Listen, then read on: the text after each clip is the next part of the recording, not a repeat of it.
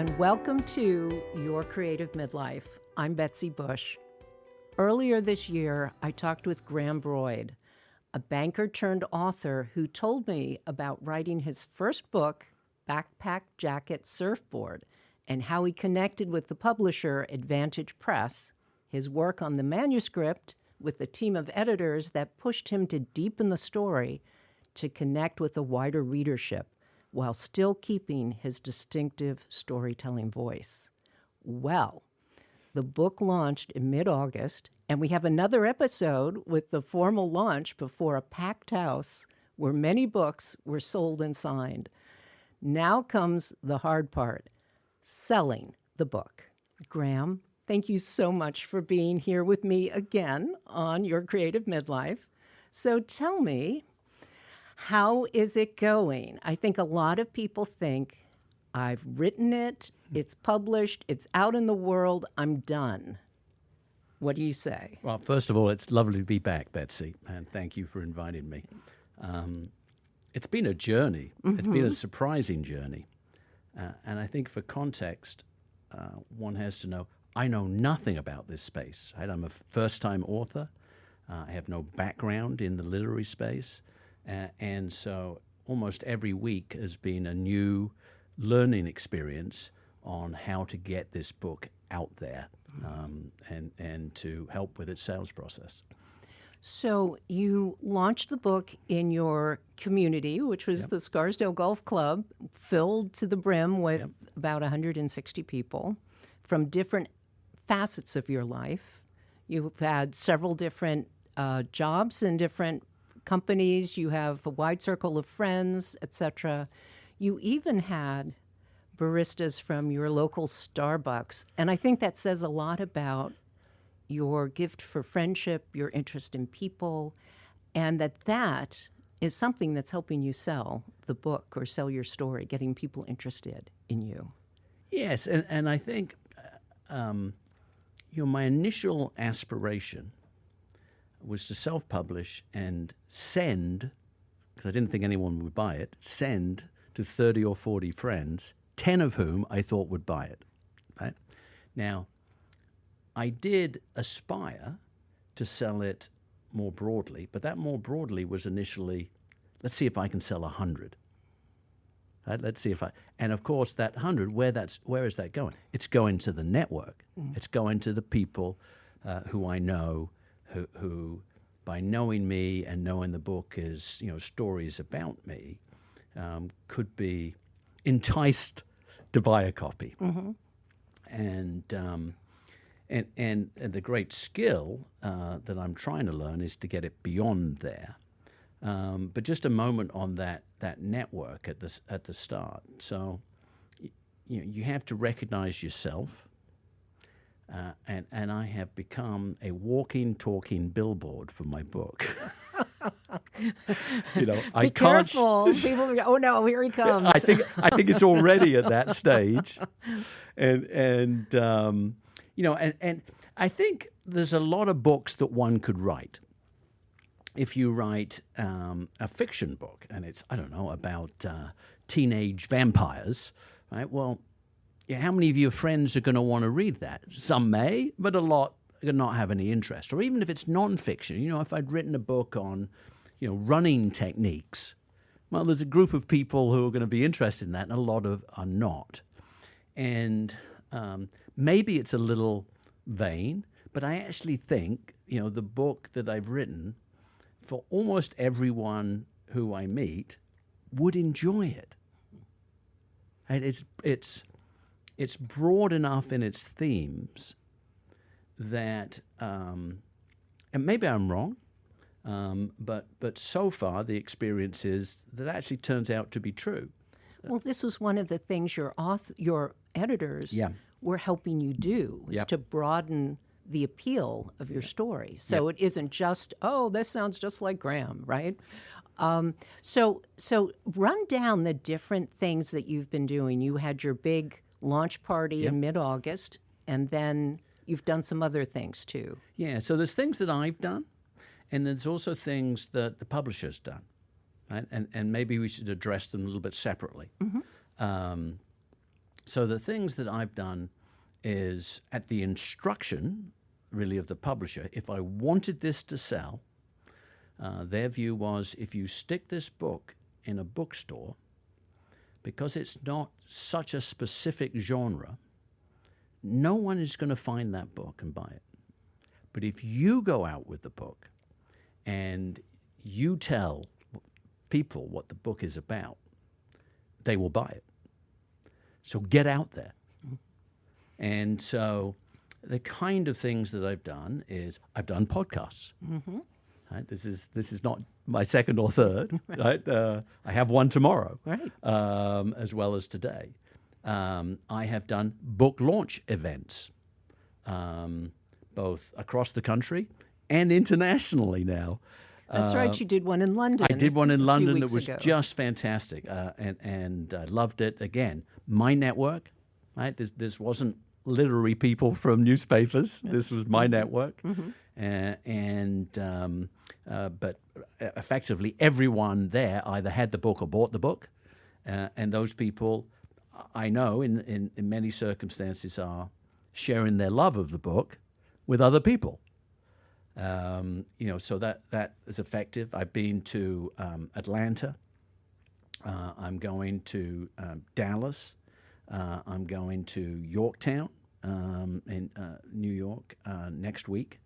I'm doing Scarsdale Public Library in the new year. I'm doing a book club in 3 weeks' time in Eastchester. So getting out there, right? Just getting out there in front of people and getting the word of mouth, selling by word of mouth. Right? That's really what I'm doing, and being with people and the book. So that's one of the things I'm doing. You told me something very interesting when you were beginning to do this, which was the number of books that are sold versus the number of authors. Yeah. Do you remember what you would? Well, I think what you're angling at is published books and self-published book numbers, right? Which are staggering, right? So a million books published a year by professional publishers. A million books a year in America. And then another 2 or 3 million self-published, right? 3 or 4 million. I worked it out for whatever reason that on a normal working day, that's 15,000 new books entering the marketplace a day, every working day in America. I mean, it's just a staggering number. It's a staggering number, yeah. But when you break it down, you think how many of those professionally published books are like the million sellers, right? Like the top list.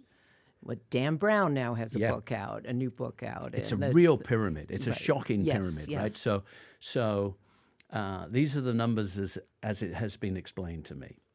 So 50% of those published by a publisher books of the million, publishers put their own money down, expecting it. 50% of those sell less than 12 copies. Less than 12 copies. Think about that. Okay, Graham. How many have you sold so far? Well, we've sold more than 12. Yeah. Right? So You've sold hundreds. Yeah. You've sold hundreds. And I'll come back to that just 1 second, right? So 90% of those books, right, sell less than 1,000. Right? So only 10% sell more than 1,000 of published books in a year. And you recognize within that top 10%, as you say, the Dan Browns, right? And people who will sell 1 million books. Right, so everyone is looking for that big sale. Now, numbers are actually not as simple to track as you would think, because you're selling, audio books, Kindle books, paperback books on Amazon, through independent bookstores that are not registered with the people who pick up the book numbers. It's actually more complicated than I imagine. It is very evident at this point that we will go over the 1,000 book mark. We may already be over the 1,000 book mark. So shocking as this is to me to say this, we will be in the top 10% of all published books in the United States in 2025. Despite only releasing it in the middle of August, right? So I only have 4.5 months to hit that number. and with, as I said earlier, with an aspiration to send it to 30 or 40 people and writing it for fun. So it's really selling. Yeah. Well, what does that say to people who aspire also to write and publish a book? If you get yourself out there, you could find yourself in the top 10% of books sold. Yeah, you got to work That's at it. Right? Incredible, right? Yeah, it is work. I enjoy doing it. I love my book, right? And it probably comes across. I did, for practice, write a previous book about the Panama Canal treaties. If someone said, come and present on that, I would be like, maybe. Do I really want to do that? But my backpack jacket surfboard, I love to go out there, and talk about it. I enjoy it. But you have to keep doing it in order to keep that momentum going. Well, in the world of the podcast biz, the number out there that they say is if your episodes get 27 downloads in the first 7 days, you're in the top 50% of podcasts. There you go. Yeah. I'm in the top 50% of podcasts. There you go. Yeah. So it kind of tells you that, you add a little bit of, you've got to have a good product. Yep. But kind of reaching that mid-level is maybe, I don't want to say not as hard as it seems, but maybe it's not as intimidating. Correct. As you might think it is. Now, you are a great natural salesperson for your own book. And I'm not sure everyone out there has the... Doesn't naturally go... Yeah. And I think that's an important point. And I found this with my publisher, who, of course, is speaking to different authors every day, that I'm not a typical author. Right? The skill sets that usually go with being, a good writer don't usually match two other things: good self-promotion and salesmanship, and two, business aspects. There are ways that I think about pushing the book and managing the book process that are clearly not typical at the publisher, because most of the people at the publisher have no commercial background. The CEO does, right? The guy running the place does, but most of the other people I work with, don't see things the same way as I do. So how you allocate your time and how things work has been, a big issue. And frankly, you're talking about podcasts, right? So I very consciously attempt to do podcasts that reach out of my comfort zone, right? And so I can get a different audience and expand the audience. But that being said, I probably turn down more podcasts. Oh, right? Interesting. Tell me. That feel a little bit more self-interested and commercial from their side. Oh, interesting. Right? They're working their own angle. Right. Right. Right. And so I had balance those things. But I did a podcast, on the book from a woman in Hawaii who wanted to talk about the business aspects of the book. Yeah. It's not a business book. She was connected to my publisher, has a very successful podcast series. And I thought, no one knows me in Hawaii. And actually, the first books that we sold were out of bookstores on the west coast of America. And I'm like, how did that happen? Does it have... One in Scotland. And then I realized it probably came from the podcast. It probably were people who Oh. listened to the podcast. Nice. Right? So you have to get out of your comfort zone a little bit to do that stuff, to spread the word. Well, there's also the whole, adventure you had up and down the West Coast. Yep. That might have spread some interest, right? Maybe. Right? Yeah, maybe that helps. Maybe that you have Surfboard in the Yeah. and this great cover design, right? The Triggered some people. triggered some people. So it's an interesting business. You also investigated the whole world of online Amazon sales. Yes. Tell me about that. Yeah. So that's where the publisher really goes to work, right? Because that's the space they know. They're in the business of selling books, right? And surprise, surprise, right? There's systematic ways of doing that, right? And that I would not be able to do on my own. And so there's a number of things that they've done. Amazon is where you sell books. Right? I'm a big supporter of independent bookstores, but you sell books across Amazon. And so how you work with Amazon is a critical aspect to make sure people see your book. And what have you learned from that? Yeah, so a number of things. The two areas where we've gone to work is that Amazon actually owns two online book reading clubs. One called Goodreads, which has literally millions, over 10 million, members to it, and NetGalley, which is also linked to Amazon, which has around 1 million members. So, these are people who receive free copies of a book with an obligation to provide reviews for a certain percentage of the books that they read. Right, so they commit to doing that, and so the publisher is then saying, okay, how do we get this book in front of that book club?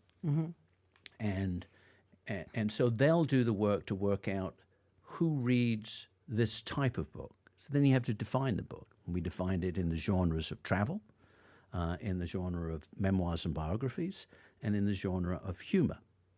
And then they go look for the people who read those type of books on an ongoing basis, and then they provide the marketing to get my book in front of them ahead of other books. Right? So it's just how you would advertise on Google, right? And there's ways to get it.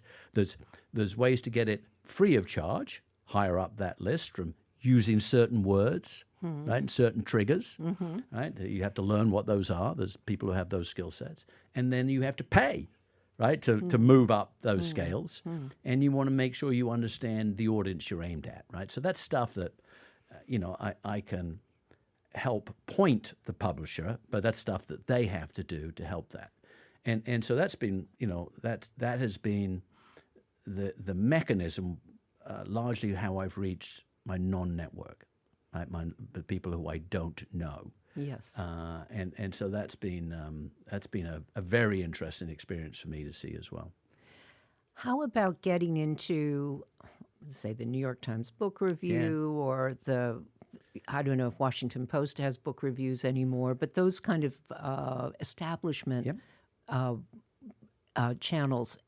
Do you have any insight into that? Yeah, and maybe it's not as important as well. It used to be. I think that's the key aspect, right? Yeah, I mean, boy, I would love to be interviewed by the New York Times. Don't get me wrong about my book; that would be fantastic. Yeah.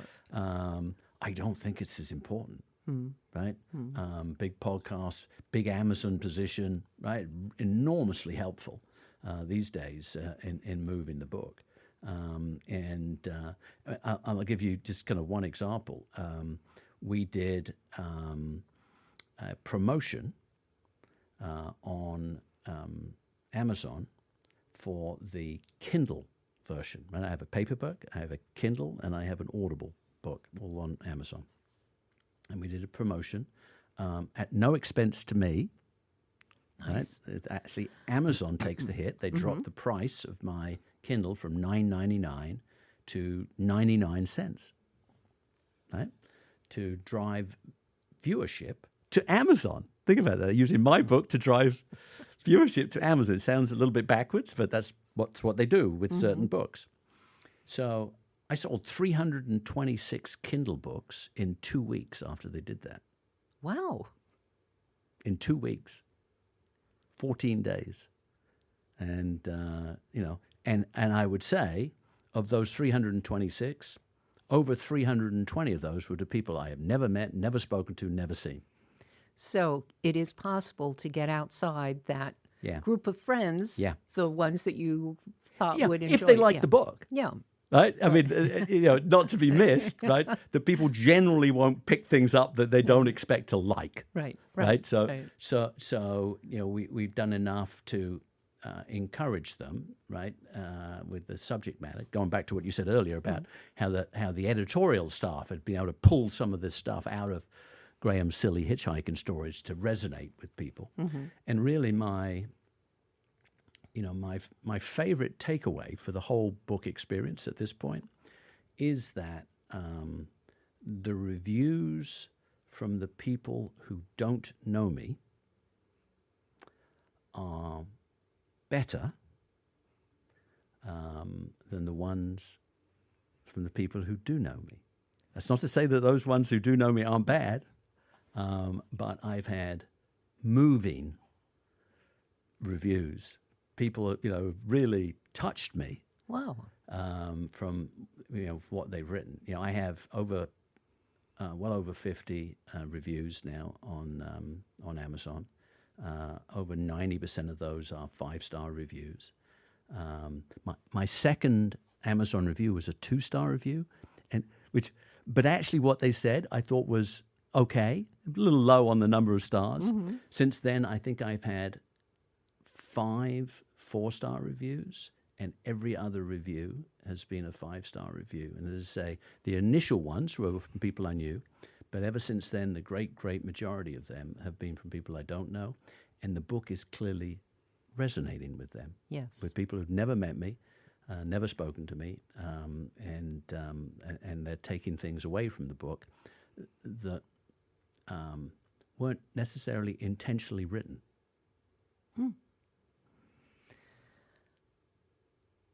When you're going out to, you said you're going to Dallas. Yep.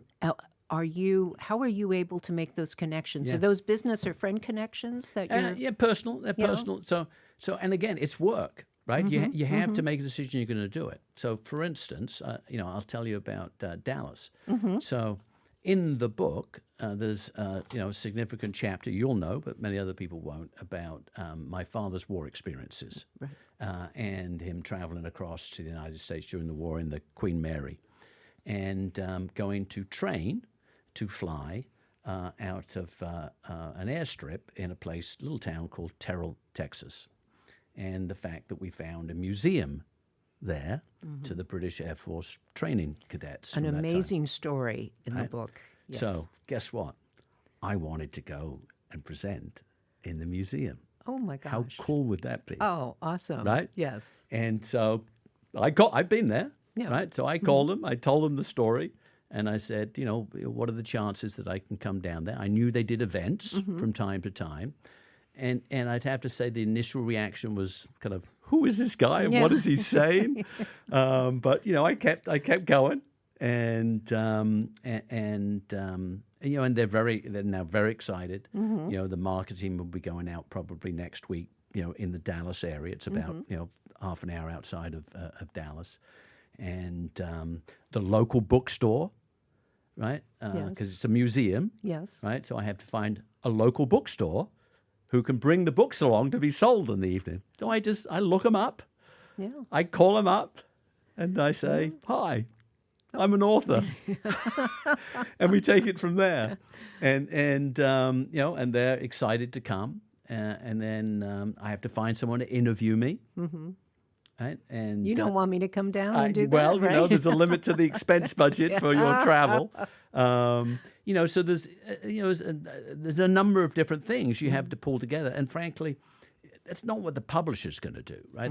That lands back on me, right. Because I'm really driving it. And again, I will know no one at that, apart from the executive director of the museum. There will be no one at that event that I have ever met before. This will be brand new to every one of them. Is there some PR effort to tell the story, the story of your father's experience there and all of that? Is there a PR effort? And so that will be very much it'll look different than the previous marketing for other events because it'll be very much focused on, this person has written a book. This is what the book is about. But it's got a big core chapter that's around our museum. And actually, the drugstore up the street. And so, if you have any connection to those two places, you'll be, fascinated. Let's so you have to angle the marketing. Right? Yeah, we have to put in a plug here for the book because you would not believe the adventure, the coincidence, multi-generational surrounding this story of Graham's father training as a Lancaster bomber in Terrell, Texas, and kind of jaw-dropping. I'll just leave it at that. I'll just leave it at that. It's absolutely jaw-dropping, and you really have to read this book. So Absolutely. there's another plug for you. Now, you launched this book, and you were pretty much done with it, but you had already started on a second book. Let's talk about that for a minute and how your experience with all of this may be impacting what your perspective on the second book. Yeah, and actually, I originally approached the whole project with 3 books, was my intent, of which this is the first. And the reality is, not only has it delayed my second book, it's really changed everything I do, because it's not a full-time job working on the book. A book that took me 6 weeks to write. Right? In reality, the writing piece was a small part of this journey. That's actually a good thing to know, because I think for a lot of people, writing the book is like, oh, it's finished, my magnum opus, and then you think that's it. But in fact, well, it can be if that satisfies you. Yeah. Right. And then I found that I wanted to get it out there. When I initially wrote it, I thought I'd be satisfied, with that and a few friends. But then I think in particular, then more friends were interested in it. Well, that was good. I reconnected with friends. Mm-hmm. We talked about those times.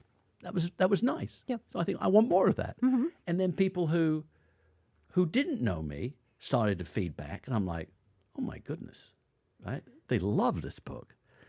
So I'm like, how can you not want more of that? And so, right, so it's fed itself. Yeah, it hasn't been, a plan that I've been executing, right? I'm moving along in the journry as we go along, but it has impacted, my other writing. I had another book that was, for all intents and purposes, about 85% done back in March of this year, and as of today, it is still about 85% done. and because what I found when I wrote the first one, you have to get yourself in the mood and the habit to write. Yes. Right? It's not something you can say, oh, it's Tuesday, I think I'll do some writing. That's been my experience, at least.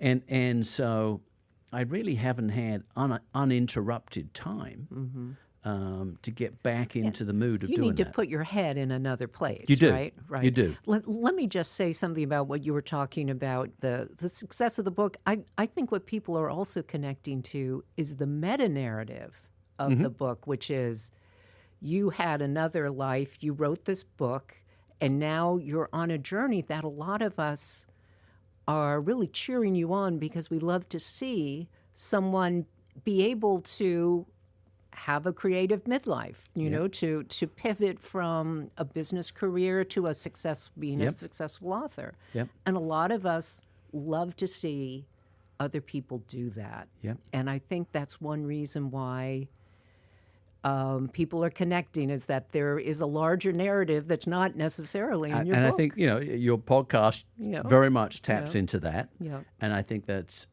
is absolutely true. It was very noticeable when I went to London, where there was a lot of my business friends from my time in London there, similar age to a little bit younger.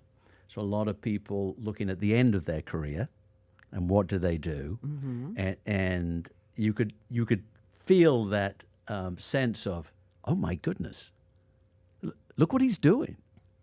You could say, there was certainly an aspect to it. Possible, right? Right. Maybe no one can really follow your exact journey, Correct. But it shows that there is something possible Right. at the end of a business career, say, or whatever that part of life. And we all know, and I keep harping on this idea that we have the new longevity, which is 65 used to really be, you might... Just warming up, as I like to say. Exactly. Just warming up. Exactly. And I also want to say you're a runner. Yes. And you're a competitive runner. Yes. And you are you finish races in like the top of your age group. Yeah. Tell me a little bit about. Well, that's also another interesting. Yeah. So the second book, Yes, right? I mean, go ahead. I'll transition Please. neatly into the marketing phase. So the second book is about running, but it's as is my writing style. It's storytelling again. Mm-hmm. So it's called Faster Than You at 60. The incredible backstories of the world's fastest sprinters over 60. So I don't run. Most people of my age are doing 5Ks, fun runs, marathons maybe. So I don't do that. I'm no good at that. I run track, which is a little rarer. Mm-hmm. Right? Short distances. I happen to run 200 and 400 meters. There's a group of people who do that in this country, both locally, in New York, but also regionally, nationally, and internationally. I'm off to Mexico in 3 weeks' time to compete for the U.S. team. As one example. And what I found, where the book comes from, is that there's instinctively, well, how the hell are you doing that, Graham? At your age, how did you stumble into that situation? Right? I mean, it's an obvious question. Right, sure. I was not a runner as a young person. Wow. Right? Which is most people's first thought. Yeah. I took it up at... You were too busy hitchhiking I was too busy hitchhiking. And I took it up at 56 years of age. And there's a number of reasons, which I won't go into now, about why I did that. And when I went to, last summer, when I went to a couple of large championship meets, I shared what I call my backstory.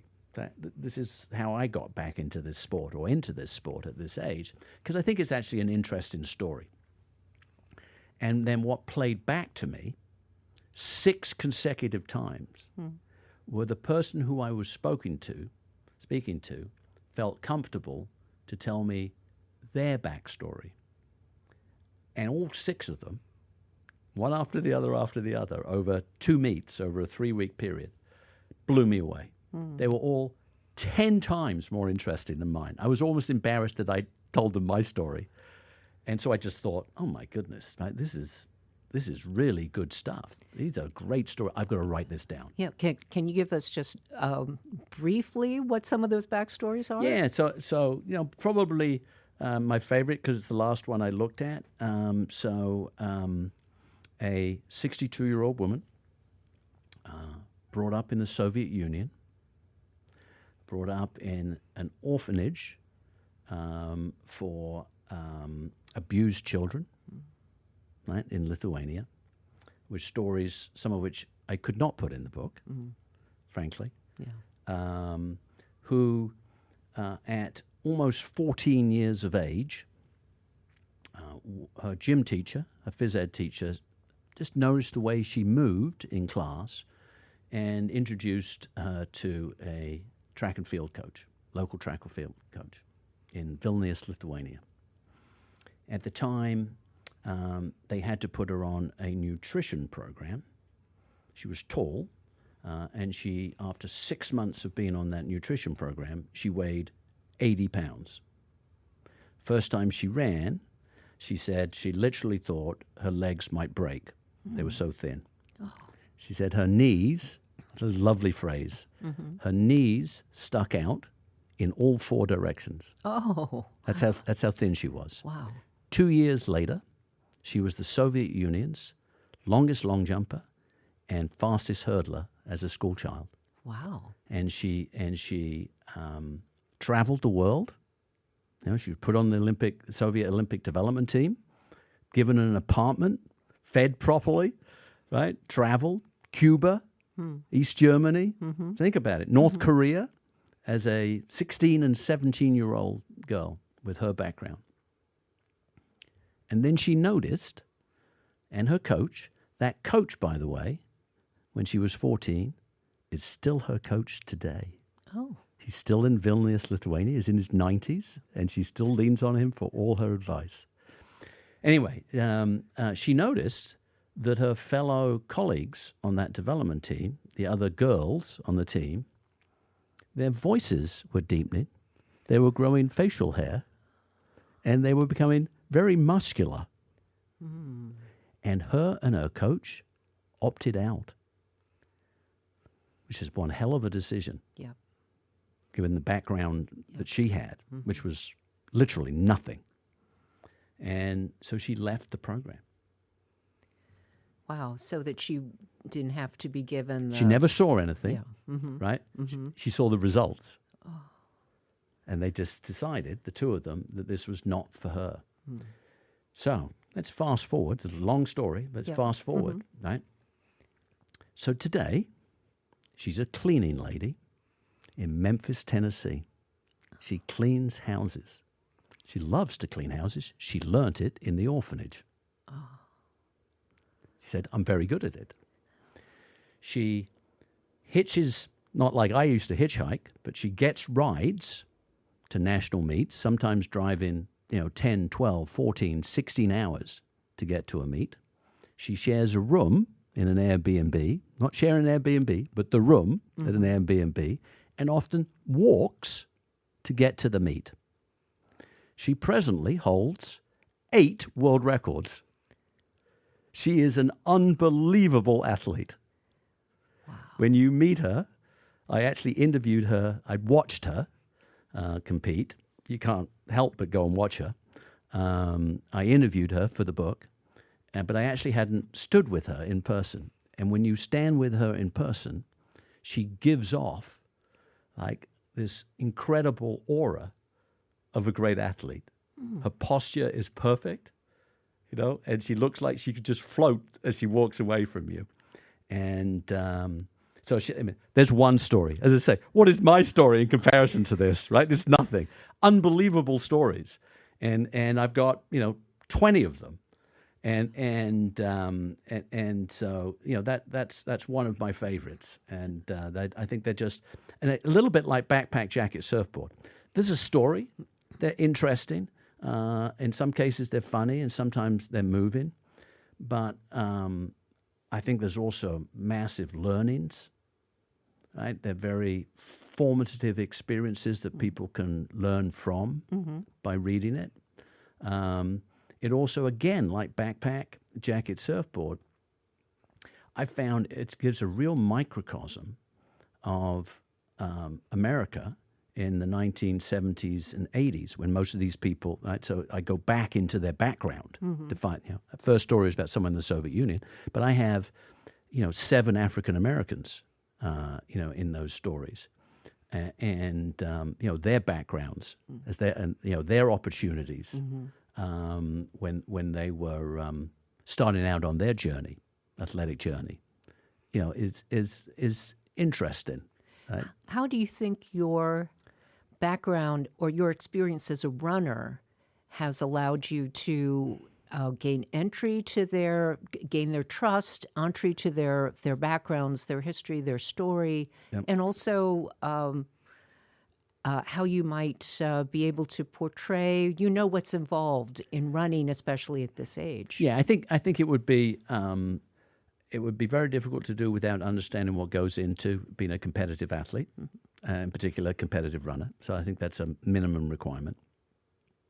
Understand how they would have trained, facilities, coaching, to just understand what you'd have to do.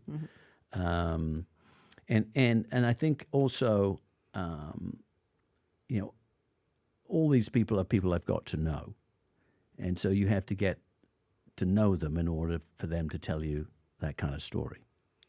It's not like being a sports journalist where you try to sit down with someone and it sounds like what you have is something that very few people would probably be able to even recognize. Oh, that person has a great story. Yeah, and I think that's exactly the point, Betsy. Right. So there's a lot of magazine articles about these people. Right? They just won this championship, and they're from this town, and they were in the military. There's one other thing about them that you'll get in the storyline. Yep.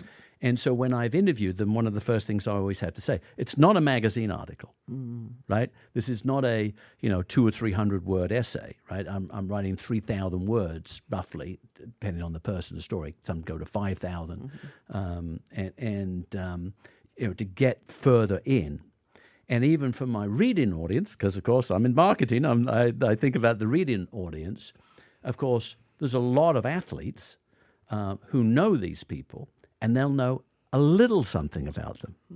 They won't know a lot about them. Everyone will know that woman grew up in the Soviet Union. And everyone knows that woman is an awesome athlete. I bet you, even 1% of the other athletes don't know how she got from the Soviet Union to the United States. So it's adding that flavor. Yeah. And again, similar to Backpack, it'll network neatly in amongst the runners. There's a natural audience for it. Sure. But the real fun will be to get it out to non-runners, not even people who aspire to run, but actually for the stories, the personal stories that people can link them to. And they don't have to be athletes. Some of these sound like potential movie scripts. You know what I mean? We do. We have had we have had conversations about a Netflix series for it. Wow. Yeah. Wow. Graham, we could talk for hours, and I think I'm going to leave it here and leave my audience hanging, waiting for you to finish. Episode 4. And, this has just been an inspiring journey to watch you, from your, I'm going to write a book, and then to see it come out and to help with that first initial launch, which is on its own separate video. And again, the meta story of what is possible when, you bring not only your natural talents, your intelligence, and you're figuring this out. And I think that's really something that a lot of us, when we apply ourselves to that second journey, bringing your life experience and your network and all of that, shows what's possible. And I just want to thank you so much for being part of that. You're very welcome. Thank you. And I'm so excited for your next journey. So thanks so much. Thank you. Thanks so much for tuning into Your Creative Midlife. I'd love to know if you are doing something creative in your midlife. Please reach out to me at yourcreativemidlife.com. And if you liked us, please give us a thumbs up and leave a review. Thanks again. I'm Betsy Bush.